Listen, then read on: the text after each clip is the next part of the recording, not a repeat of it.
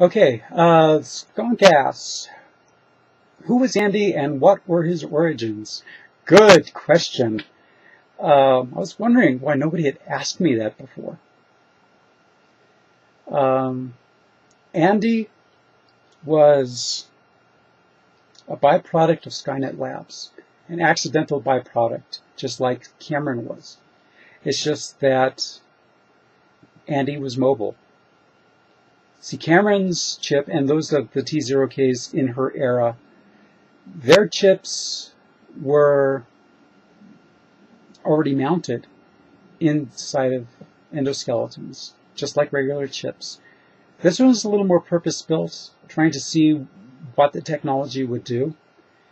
And this is the sort of technology that made Skynet kind of nervous. And so Andy was scheduled to be destroyed. And, well, needless to say, Andy wasn't at that point. And Brandy, along the way, got hold of it. And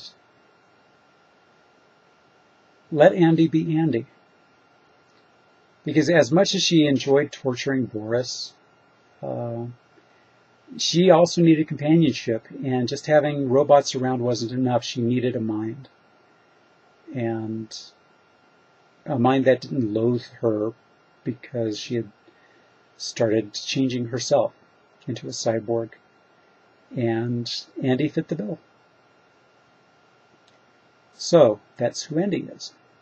Not based upon Andy Good or any of that. Just the name was unfortunate. I didn't intentionally mean for Andy to rhyme with Brandy or any of that. It's like I have two Nancys in the story, which again was not intentional. It was me not paying close enough attention. The skunk asks, when Catherine examined the damage in Serrano, was she being honest or was she making sure it was a meltdown? Okay. Another good question. And again, I'm kind of surprised that nobody asked me that before, because no, Catherine was not being totally above board about Serrano at all. Catherine may actually have helped make it so that there was no way in hell John could prevent the meltdown at Serrano, and would in fact make it bad enough that only robots could work there for the foreseeable future.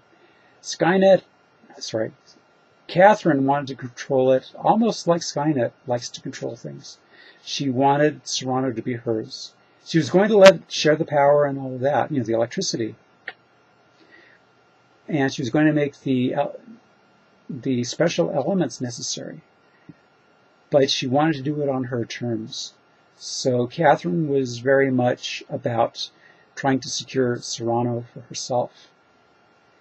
By the time Cameron got there was nothing Cameron could do about it.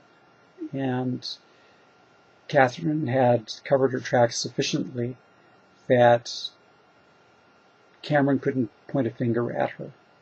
I wouldn't doubt that Cameron may have had suspicions, but considering that Brandy was there and that the plant had been occupied with Skynet forces for so long, it's probably not something that she would really seriously entertain. It just so happens that Catherine gets to run Serrano for a number of years until it's safe for humans to come in. Again, from the skunk. Hello, mate. Let's try it in a really bad Australian accent just for fun. Did T-Proctor have any significance, or was she merely a mechanism to allow Clio to tell her report? Well, not only was that a terrible Australian accent, in fact, I think it was probably more leaning towards New Zealand than Australian, but the significance of Proctor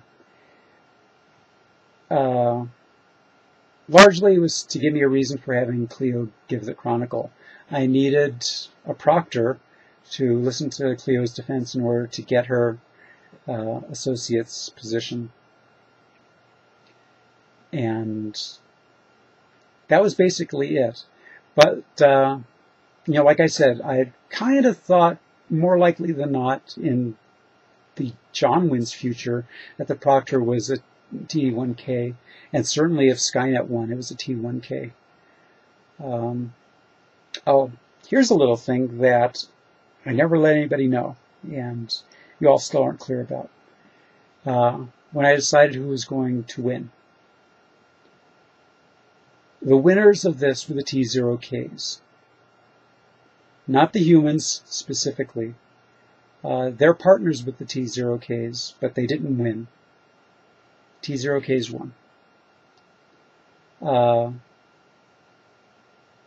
And that was the stunning revelation, because I was going, humans, Skynet, until I realized that, no, the one who wins isn't John, it's Cameron. So the T0Ks won. Cameron won. And that was my plan. And that's why they won. Okay, time again for another new video for new questions.